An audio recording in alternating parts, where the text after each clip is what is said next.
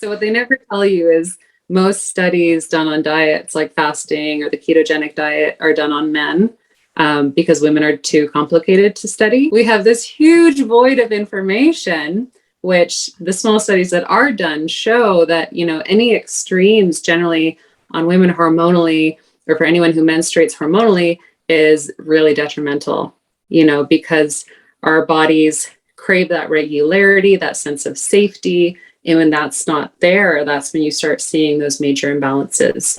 2, 1, 0. Hey, Gillian, and welcome to Stellar Life Podcast. It's very good to have you here. Thank you so much. Thank you so much. I'm excited to be here. Before we dive in, can you share a little bit about your passion and how you discovered it? Yeah, so I'm a wellness coach and night eating syndrome specialist. And like a lot of people, I discovered my love of helping others through their health and wellness and through night eating syndrome, through my own challenges with my health, with my wellness, with my body and body image, and then going through 15 years of night eating syndrome myself. Wow. What is night eating syndrome? Obviously, you eat at night, but how is it a syndrome? This is the big question because it's very misunderstood, which is why I'm so passionate about speaking up about it, because it's very different from sleep eating. You're conscious that you're eating with night eating syndrome. So the official definition is that you're getting at least a quarter of your calories of the day after dinner, and you have at least 3 of the following. So it's lack of appetite in the morning, strong urge to eat between dinner and sleep, insomnia 4 to 5 times a week, this is the big one, feeling like you need to eat to go back to sleep. And one symptom can be a depressed mood that gets worse in the evening. So the big thing for most people is they're either before bed, but most people I work with, they get up through the night and they feel like they have to eat to go back to sleep. And this can be full binges, it can be a snack, but there's that need to eat to sleep. And it's not something you can just be like, oh, I'm just not going to do it. It's like a strong urge, almost like with binge eating, where you feel like you have no control over it. And wow, this is so crazy. I mean, how many people experiencing that? What's amazing is that people are very ashamed about it because it's very misunderstood. It's seldom talked about. So I think the statistics would be wrong if there are any on how many people in the world have it. But I can tell you, I work with people all around the world. Anytime I post anything about it, I get hundreds of people from all around who say, oh my God, I have this too. I didn't know it was an actual thing, or who have been Googling it forever, but never found someone who's actually talking about it and sharing their recovery from it. There's a lot of information, people still struggling and trying everything, but still being in that helplessness of it. So it's been really cool to be a success story and have resources to give people who are struggling. Right. And is that an emotional addiction or a physical addiction or both? So there's several components. I'd say it's primarily physical, but what I've learned is it's physical, hormonal, and then mental. So those are the things that I target. Generally, it starts because someone wasn't eating enough and it was their body's way of trying to survive. So whether that was, an athlete who was under fueling, or like myself, I had anorexia, so I was, severely under eating, or someone who just unknowingly wasn't eating enough or doing back-to-back diets. So it starts as a need for your body to survive and eat more, needing more fuel.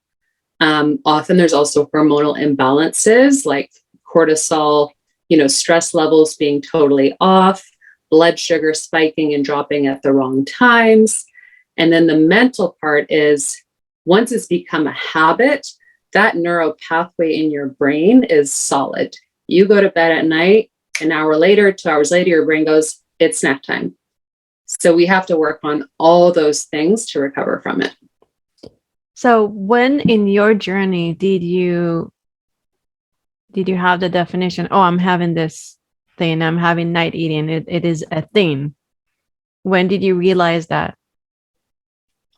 I've always been a super researcher. So for me, it started when I was 16. So at that time, I was in recovery from anorexia and I had no official recovery support. So I just kind of soldiered through. And then over the years, I'd say around 17, 18, you know, Googling was a bigger thing. And I found that it was, and it was so depressing because everything I found was, forums of people going, hey, I have this and nothing's working. I tried Zoloft, it didn't work. I tried this, I tried that. And just these kind of really sad stories and nothing to, inspire recovery. So yeah, I sort of just researched everything I could on my own because I thought, there has to be some way of overcoming this. And how long did it take you to overcome it? How did you do that? So I had it for 15 years. 15 years. Wow. Yeah, with various severities. So when it first started, it was for many years, like more of a binge, and like most people with it, I would have months here and there where whatever was happening in my life, I didn't have it, but it would always come back. And it could be like half a jar of peanut butter in the night, 6 bowls of cereal, like actual binge eating where there was that full lack of control. And then, in my mid 20s, I got really into health and bodybuilding and working out. So I learned how to eat enough. But that habit was still there. So I'd get up and have 2 protein bars. So it wasn't a binge per se, but that need to eat to go back to sleep was still there. And then it was only in the past few years, because it always dwindled in and out. Like I had a pretty firm grip on it. But in the past few years, I was like, hey, I'm so done with this. I was a professional researcher for years. If anyone can figure this out, it's me. And I was also just so depleted from competing in bodybuilding. So I was like, hey, I got to fix my hormones. I got to fix my sleep, and I got to get rid of this. And that's why I went really hardcore into, eliminating certain things from my diet, cutting back on my workouts, and really just putting my body into repair mode. And through that and doing the mental work, I was suddenly getting these like super deep sleeps and no urges to even eat at all. And that's when I was like, okay, I've figured this out. And I wrote my book, Overcoming Night Eating Syndrome, which is an ebook, also on Amazon, and started sharing it. And it's been so cool because I've been coaching people one-on-one as well and have had success after success with people just sharing these methods, and they often have seen so many professionals, but unless you've lived it, it's really hard to understand. Yeah. What was the impact on your life? You said 15 years of night eating. And while you are the symbol of health, you're a bodybuilder, everybody's looking at you, probably you compete, and people look at you as, she is the healthiest woman alive, but you're saying so much stress and your body was breaking and you developed that, you kept that habit of night eating. How it all works? How did it work for you? Or didn't work for you? It affected my life really negatively from the beginning. And it's so interesting, saying like I'm the image of health. I work with so many people who are, some are really well-known athletes or people in the public eye, or, just competitive bodybuilders, or people who it's seen by anyone else. Often, there are a lot of perfectionists who have this. So it's people you would meet in real life and be like, they've got it all together. But every morning, like I was, they're waking up with this huge amount of shame, digestive issues, feeling very alone and lost and embarrassed, so for me, it really played a big role in my life, especially, I had so many goals with my weight training and my business. And when you're going to the gym after a night of night eating and your stomach's just in knots and you can't even eat breakfast to fuel your workout and you feel embarrassed. And then, you're like, I was a health coach. So it was a big deal when I decided to put it out there publicly. I did a YouTube video and then I started posting on Instagram. And I thought people were going to be like, well, you obviously don't have your stuff together. I don't want to work with you. But it was the opposite. Like people We're who didn't relating even to you more. were grateful. Yeah. And then so many people came out and were like, oh my God, thank you. I have this too. Wow. And so you're going through that recovery, and while you were going through recovery, you're helping other people recover. And you said you had to cut down on your workouts, and you had to change your diet and cut out some things out of your diet. What were those things? Yeah. So everyone's recovery is different. For me, I had to go pretty extreme. So I really limited any intense workouts. So cut out all HIIT, anything like that. Mostly just did walking and light, short weight workouts.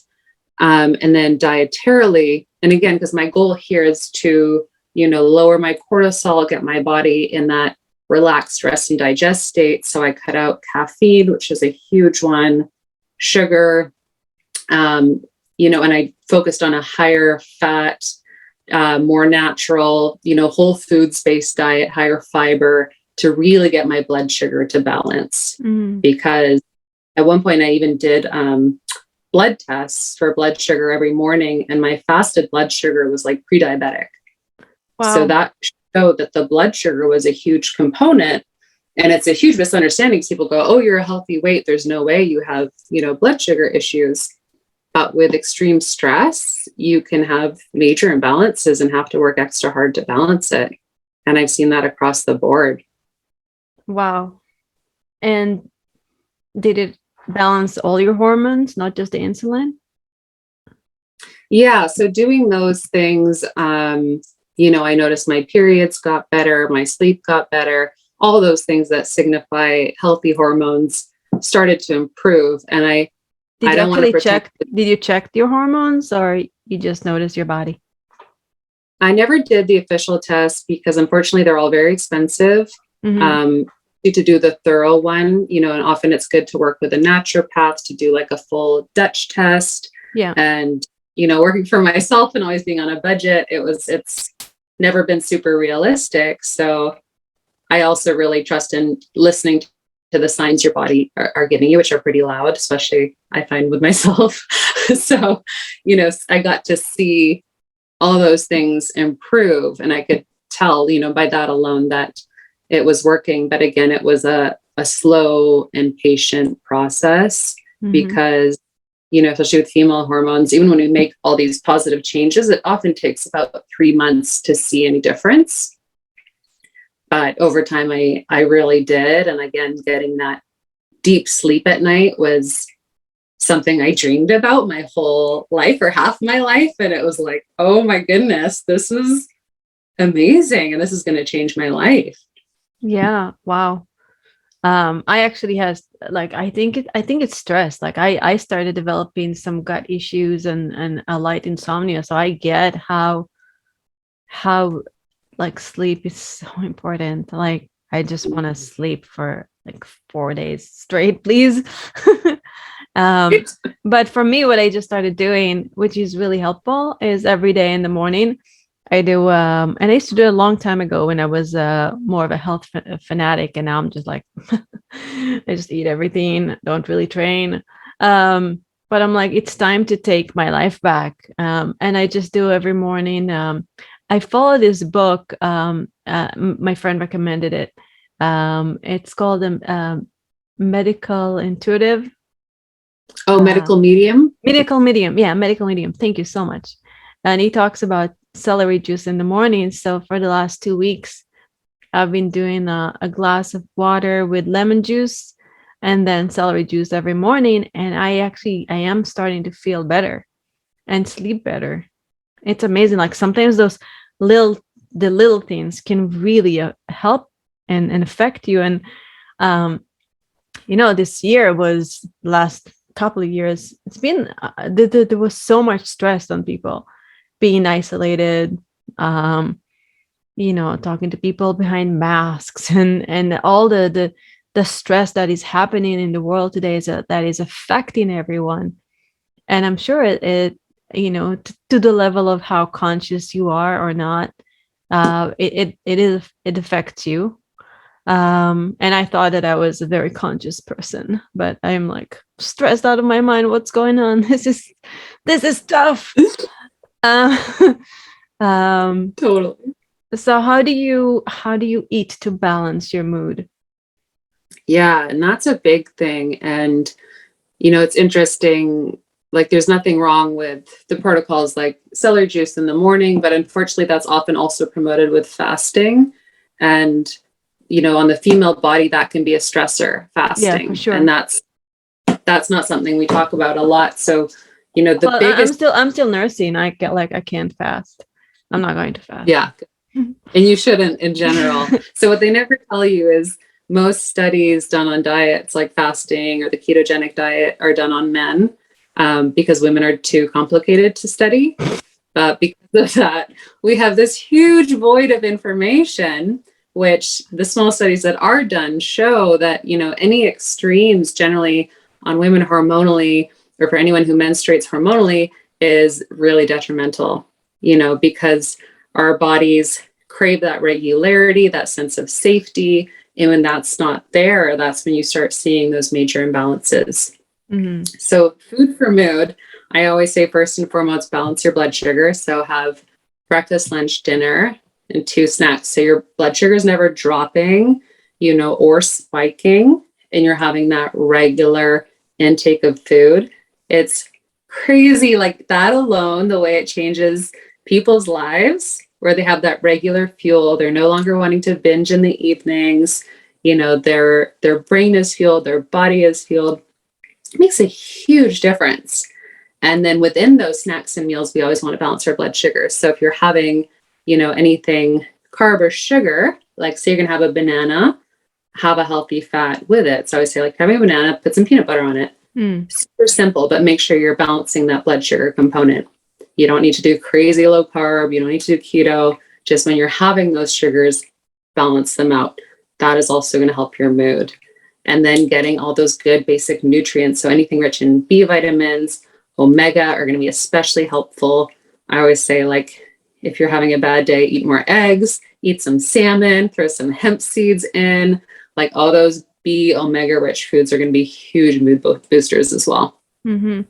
I've heard that because I used to take omega 3 fish oil, and I heard it's got heavy metals, and it can really, like, our oceans are becoming more toxic, and the fish are becoming toxic, and you can get a lot of heavy metals if you consume a lot of fish or a lot of fish oil. What are your thoughts about that? Yeah, I think with the fish oil supplements, you have to be really careful where you source it, and same with fish. Do you have a recommendation for a good brand? Honestly, I used to take it. Now what I take those ritual vitamins because they have some in there. Mm-hmm. Their supplements are all, I believe, verified. A lot of supplements aren't put through any test to make sure they're quality. Right. Ritual, from what I've read, they're designed for women, and everything has been, looked at to make sure it's the top quality and it's effective. So I take that. But big thing again is diet. So I always say, we're always going to hear these extremes like, don't eat red meat, don't eat meat, don't eat seafood. And at the end of the day, quality and moderation are going to be the best thing every time. So, have your fish, just don't overdo it. Have your eggs, have your chia seeds, have your hemp seeds, have your plant-based options. And also, once in a while, if your body's craving it, if you're not vegan, have those, meats as well. But when possible, search for wild, organic, all that good stuff. But I always want to be realistic, and that's not everyone's budget. So again, do your best to moderate, have a plant-rich diet. You don't have to be fully plant-based if it's not for you. The more nutrients and, diversity we can get for our gut, the better, and for our brain health and for our overall well-being. Also, even considering things like, cultural, like enjoy the foods from your culture, enjoy the things from your heritage that your mom made, like all these things are important for health on So so many levels. I really enjoyed the food from my culture in the last week, and it was Hanukkah, and the cultural food is donuts. It's so much. It was, and then I hosted a big party at home, and it was really beautiful. But then I was left with so many donuts, and they were on the counter, just smiling at me and say, "Eat me, eat me." And apparently, when you have a lot of donuts on your counter, you end up eating them, which wasn't really working well with my gut that is sensitive to gluten and oil recently. But yeah, I get it, and I get what you're saying about moderation, because we live in a world where like everything is black and white. It's like it's either I have to be vegan, or I'm a carnivore, and I'm doing the meat diet, or I'm doing the all plant diet, and there's so many extreme, and it's like my way or the highway, and I know better than you, and do intermittent fasting, and no, eat 6 meals a day.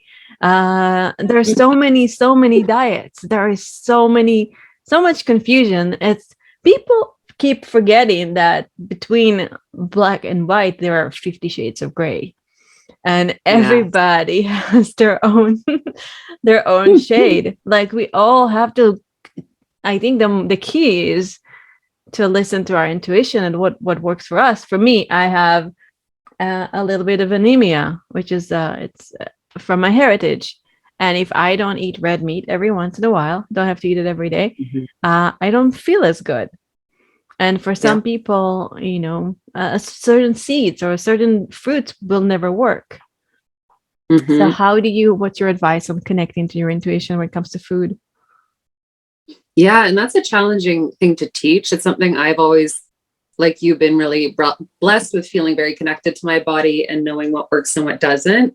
But one thing I've also always done, which I really encourage, is to experiment and not see it as this sort of all or nothing, black and white thing, but, out of curiosity. So like, maybe I see for a week how I feel going fully plant-based, let's see how I feel having, red meat once a week, playing around and seeing how you feel, while also honoring that you're going to change emotionally and mentally over the years. Your body's going to change hormonally, and always having that little room for play to figure out what works for you and what doesn't.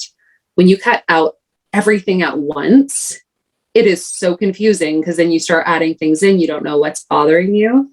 So ideally, like baby steps, one thing at a time. Like, maybe dairy's bothering me. Let's take it out for a week. Let's see how I feel digestively, how my skin is. Hey, I'm feeling good. I'll try another week. Okay, I'm craving dairy. Let's see what happens if I have a cappuccino or a yogurt.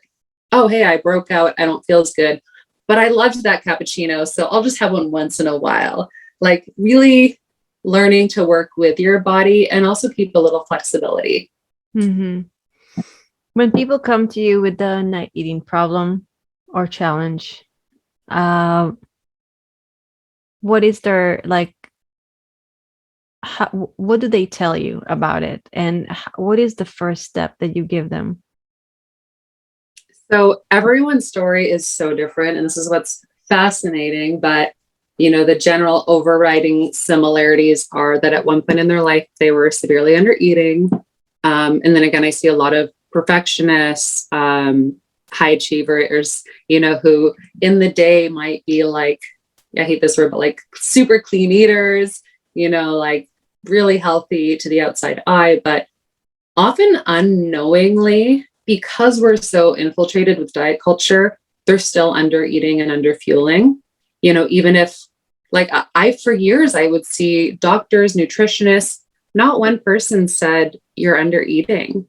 I had one amazing nutritionist, and she, after months of working with me, was like, your diet is so healthy, but she goes, but it's still not balanced. She goes, you're hardly eating any protein, eating all these super, like, I would spend my paychecks at Whole Foods, like raw, vegan, antioxidant rich, like all this stuff. But I was like terrified to eat a piece of meat or an egg or, anything that my body actually probably needed to balance out. So she was one of the few people, but most people see expert after expert and they're like, no, you're fine. And it's, again, it's such a fat phobic culture that it's like, if you're not overweight, there's no problem. Meanwhile, these people are suffering and not sleeping through the night. So first and foremost, we work on the diet and eating, again, 3 meals a day and 2 snacks, and making sure we're eating enough. That is like the major starting point. And then every person's different, because some people, we have to go more extreme like I did, where it's like, okay, your body is so stressed, let's cut out all caffeine, all sugar, and go from there. And then I've had clients who, I'm like, if you're going to have a donut, have a handful of almonds, just sort of balancing your blood sugar. And I that should have had a whole bag of almonds the other day. Now you know. Now I know. That alone, for them, they sleep through the night. So every person's different. The big thing is eating enough. But depending on how deep the person is and how much they're off, like, we work together, one thing after another to figure out what they need. Mm-hmm. Cutting sugar is very difficult, because sugar is very addictive. It's firing the same centers in your brain as other, like cocaine or other things that are very addictive. How do you break out of sugar addiction? What if somebody is binging lots of sweets at night? So my perspective on sugar has changed a lot over the past couple of years, because I used to be like, no sugar, nothing with added sugar, stevia only, very, very strict. And again, with some people, if there's a lot of inflammation or stress, I take it out more for like, let's take a break from this and let your body chill. Mm-hmm. But what I found is when we focus on getting more natural sugars in, even having the odd candy bar, I love Reese's peanut butter cups, treats here and there, donuts for you. But again, focusing on that blood sugar component, and also being really present with the food, really enjoying it, not having shame around it, can actually help a lot of people break out of that mentality of, well, I can only eat donuts this time of year, so I better eat as many as I can, right? Like working them into the diet, but making sure, again, you're getting all those other meals and snacks, so your body's less likely to want to overdo it. You're also balancing your blood sugar, so your body's less likely to want to overdo it. Right. And it's fascinating, because when we're well nourished and we know there's another meal coming and we know we can have another treat tomorrow, that addictive quality actually tends to go away. Yeah. I heard Abraham Hicks. Do you know of her, Esther Hicks? Yeah. They were talking about your feelings and your thoughts when you eat. Like if you eat something and you really focus in on how bad it is for you, it's going to manifest in your body. If you eat something really delicious, but you say, this is going to harm me and this is going to make me gain weight, then your subconscious mind will be like, okay, because your subconscious mind will do whatever you're going to tell it. You're going to say, okay, so now we're going to take all this and just store it as fat. So you talked about the physiology of night eating. What about the mental part of it, the mindset of it? Yeah. And that can be the hardest thing. Like we can hit all the boxes, and that's often the one we have to work on the longest. But again, every person's different. I've had people literally like week 1, they're good. Other people, we work together for months. So the mindset's the hardest part, but it's not that hard if you let it be simple. And I thought that was so annoying when I first, I read a book called Brain Over a Binge, and the author, who's awesome, she explains how she had binge eating disorder. And she's like, I decided one day I'm going to stop, and I stopped. And I'm like, whatever, lady, like, it's not that easy, and with night eating syndrome, there are other factors, but the mental part can be that easy, but it's a little harder because it's at night. So we really have to tap into that subconscious when it feels like a very primal thing. So, we have our frontal cortex that is the logical decision-making brain. And then we have what we call the reptilian brain. There's lots of other names for it. And that's the one that sort of just acts out of instinct, that's going to binge eat, that's going to eat at night. And what we have to do, and I do this often through journaling and then accountability by email with my clients, to get to that point where they're so clear why this isn't working for them and why they want to stop and how much it's not worth it, that when they're reaching for that food in the night, they're able to stop. And this is the key, stop, pause, and be like, do I really want to do this? And so you brought it from the subconscious to the conscious. It's in front of you. How do you do that? How do you talk to them? What do you tell them that is so influential? So it's really getting clear. You know, for me personally, I had to get so clear about my why. And when I tried vain, like whatever reasons, like because I want to, you know, lift weights and look a certain way and whatever, I could override that. I always say my brain's an asshole, like, and it will justify anything. So if I underate, it'd be like, well, you didn't eat enough today. Or like I have a very cheeky brain. It's a little rebel. So I had to be so clear, you know, first making sure I was eating enough so that couldn't be an excuse.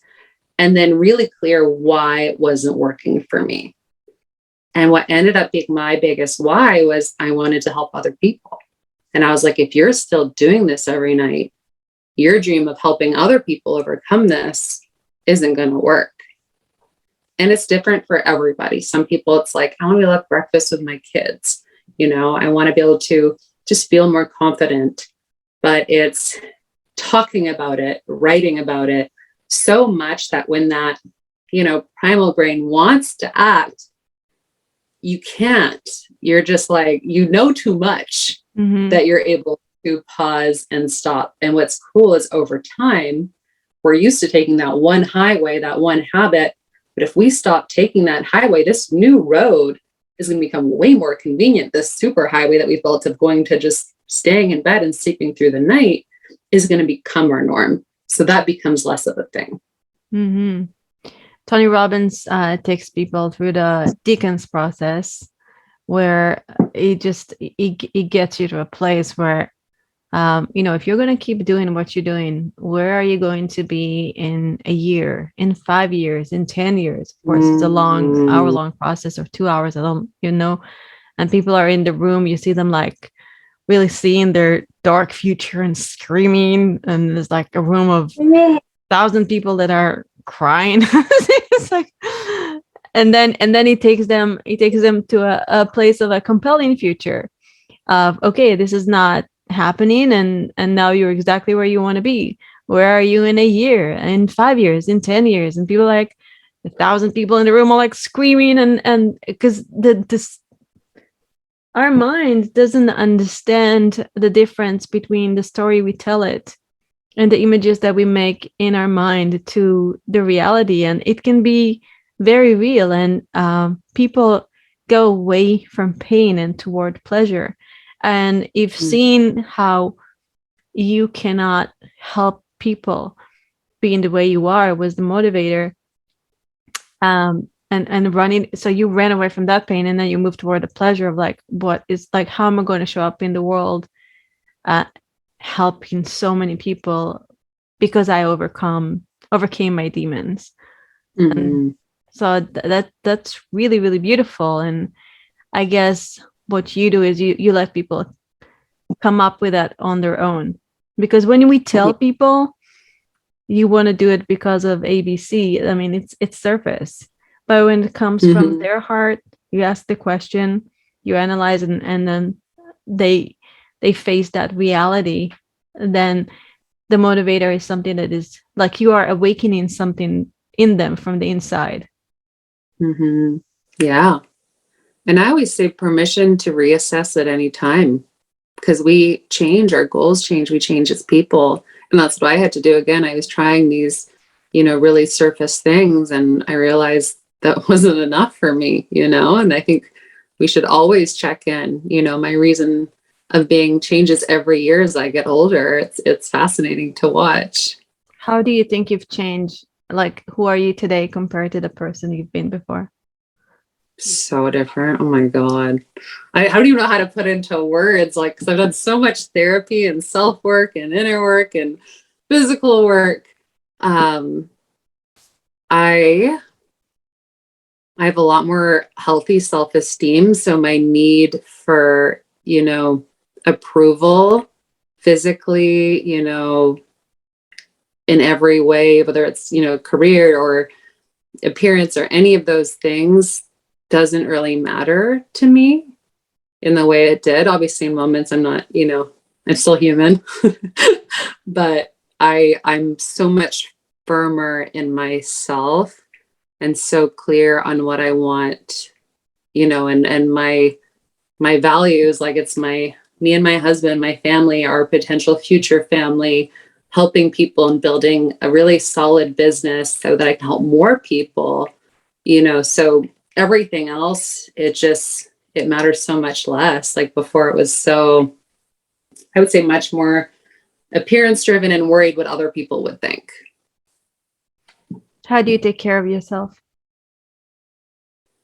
Alone time is so important for me. I'm a huge introvert, and that's big. So actually recently I was still doing personal training in person until recently, doing it outdoors.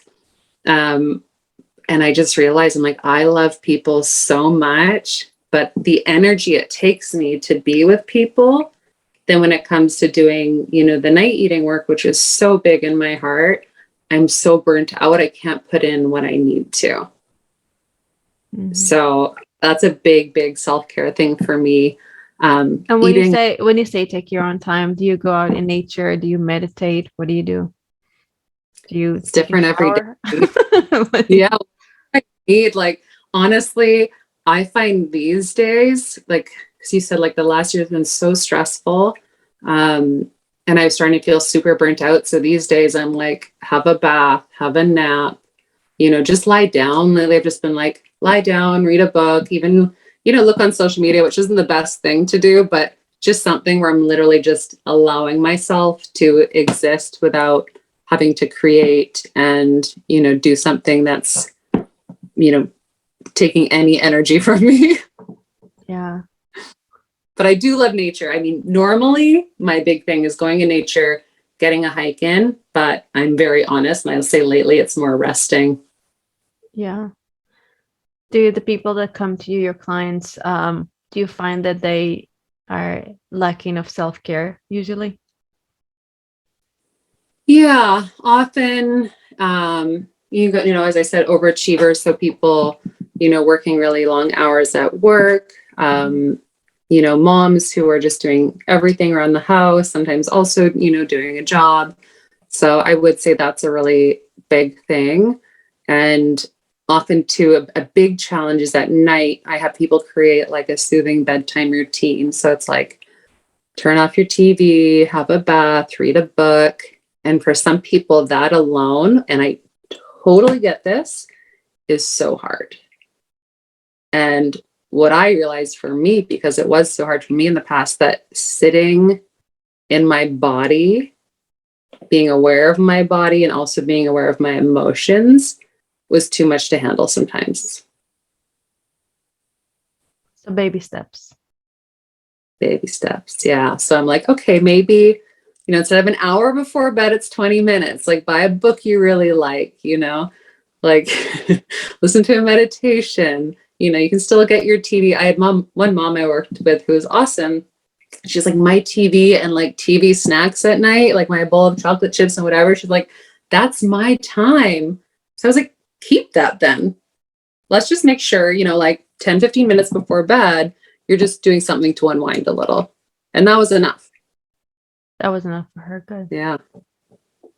Can you share some success stories of people that, were in a really bad place and you helped them? Yeah. I never want to share, too many personal details because it's such a private thing. Not personal. But. Like I did a workshop recently and this like gave me shivers. Like there was one woman who had it longer than I had, I think like 20 years or something. And she had done like all these medical tests, seen all these experts, like was starting to feel like a lab rat at this point. And, we introduced all the protocols, we went through it week by week. And one day she's like, I ate breakfast for the first time in 20 years. And then like the next week, she's like, I slept through the night for the first time in 20 years. Wow. And that's like, I'm getting shivers again. You're like, holy, like that is life-changing, or even like little things. I had a mom the other week. These are the stories that got me. And she's like, every Halloween, like my kids eat their candy and I go like do something else. And then I binge on them at night. And she's like, this year I sat with them. I had a couple pieces of candy. I had my dinner. I went to bed. I slept through the night. And I'm like, that's actually life-changing. Like, not only is that like taking the shame away, but you're more present with your family. You're setting a better example as well for your kids. Like you can have these things, just moderate them and enjoy them. So it's like, those are always the ones that get me, because that's something that's going to carry through someone's whole life. What are your workshop like? Is it a day workshop, 2 days, 3 days? How does it work? So I just launched the first one earlier this year, and I'm going to do more in the new year because it was very successful. And I did it as an 8-week thing. And I basically broke up the chapters of my book, the different ideas, and every week we explored, a different thing, whether it was like the brain stuff or dietary stuff. And not only was that great, but the coolest thing was we had people from all around the world and people sharing with each other and connecting with people over something they felt so alone with was magical. And I was like, did I get so lucky? Because I got the nicest people in the world. Everyone was so respectful, so kind, from all different walks of life, but like so there for it and there for each other.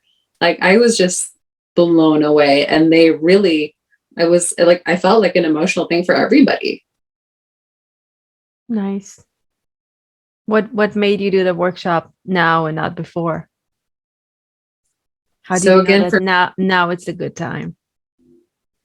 Yeah, and for me, it's been slowly, honestly, carving out more time in my schedule because, again, I'm a one-woman business, and for years I've been hustling, doing personal training, and so many things at once. And this past year, throughout the pandemic, I guess over a year now, was a blessing in a sense, with all respect to everything horrible that happened, and that I had finally a bit of time to put towards this. And the workshop was always clear that it was something that had to happen. And it's also very clear to me I need to create more of a community space online, which I'm figuring out right now, because that connection is so valuable. Yeah, we live in a time where people feel a little disconnected. So when you can bring them together, that's already healing. And then you do on top of that, the healing work that you do. So it's double healing.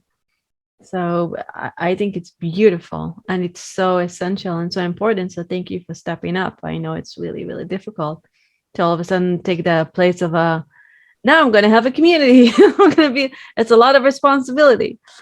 So it is, but it's honestly, because I'm so passionate about it. It's so cool. And I feel, so I have a background in not only researching, but TV work, cooking, all these things. And I've done so much spiritual workshops, therapy workshops, group therapy, so much work over the years that working with a group like that is so natural to me and so fun and rewarding that it is one of those things where you're like, yeah, it's work, but it's also just so much pleasure to be able to do that. And are your workshop only for people who are suffering from night eating, or is there other people that can join that suffer from other food disorders?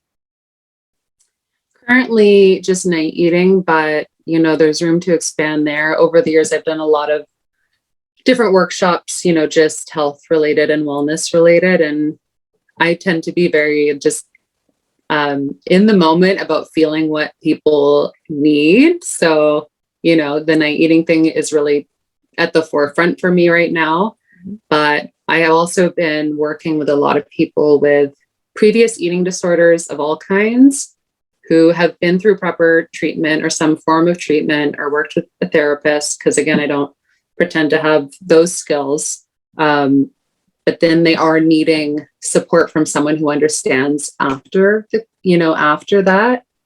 And there's a huge lack of that. Like, okay, I've recovered from my eating disorder, but I still feel uncomfortable in my body. I'm uncomfortable around food. I have all these gut health issues. And that's been a big part of my work as well. Mm-hmm. And just working with people from all walks of life who just want a better relationship with their bodies, with food, with their hormones, all of that. And so that's a big part of it as well. Right now, I'd say it's like overall wellness, but the history of the disordered eating has been a big, important part and part of my calling to speak up about. Beautiful. What are your 3 top tips to living a stellar life? Oh, that's a hard one. I thought about this before. Top 3 tips. 1, learn to value yourself, because I think just saying value yourself is too simple. Learn to value yourself. 2, nourish to flourish. Nice. 3, stay curious. I like it. I'm an Aries. Yes. I'm very curious. We do well together. Awesome. And where can people find you, get to know you, coach with you, take your incredible workshops, join the community, heal their night eating, feel extraordinary, and celebrate life with you? Yes, I am very active on Instagram. So I'm at Gillian with a G, Young B. So Gillian Young B, Gillian with a G on Instagram. And my website is gillianyoung.com. Email is gillian@gillianyoung.com. And I'm also on TikTok, YouTube. Just look up Gillian Young, as long as Gillian's with a G, and you'll find me everywhere. Wonderful. Well, Gillian, that was a really fun conversation and very helpful for many people. And thank you for being here. Thank you. And I really appreciate you. Yeah, I appreciate you, my Leo friend. Libra. Oh, Libra. Oh, I thought, Libra. Oh, my mom is a Libra. I thought you were a Leo. Okay. Libra is good too. Very Libra. Yeah, Libra is good. So thank you, listeners. And remember to value yourself and nourish to flourish and stay curious. Thank you so much for being here, watching us, listening to the podcast. Have a wonderful rest of your day and have a stellar life. This is Orion. Till next time.